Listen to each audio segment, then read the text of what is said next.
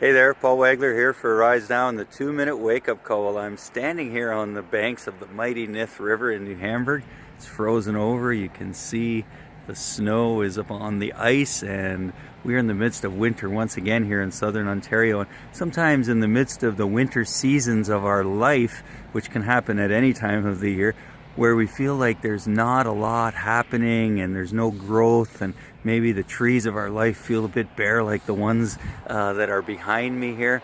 You know, how do we encourage ourselves? How do we make it through these times? Well, I was reminded this morning of the story of King David from the Old Testament. Well, it was actually before he was king, where he was out fighting some battles, and he came back one day. 1 Samuel chapter 30. I encourage you to check out the story. He came back one day, and the town where the wives of the guys that were with him and all the children, they had all been taken captive. The town had been destroyed, and he was very discouraged. In fact, the guys were talking of stoning him.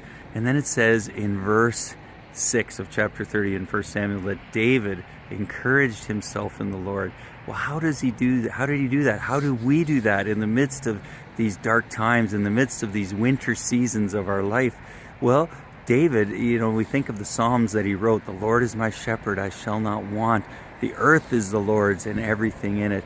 Our God is an ever-present help in a time of trouble. God is my refuge and my strength. He is my fortress. On and on. It says in other places, it says, I will lift up my eyes to the hills. Where does my help come from? My help comes from the Lord, the maker of heaven and earth.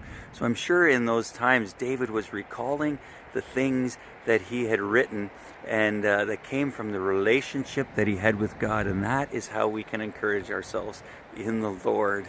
Sometimes I pray, God, I need encouragement, and I want it to come from someone else. And sometimes it does, but it's better if we can learn to encourage ourselves in the Lord. And just we can do it on the spot. Just start reciting scriptures like David would from the Psalms, and we can be encouraged just as he was. So a little something for you to be encouraged by today, and that's all for now. Until we meet again, stay awake and stay alert.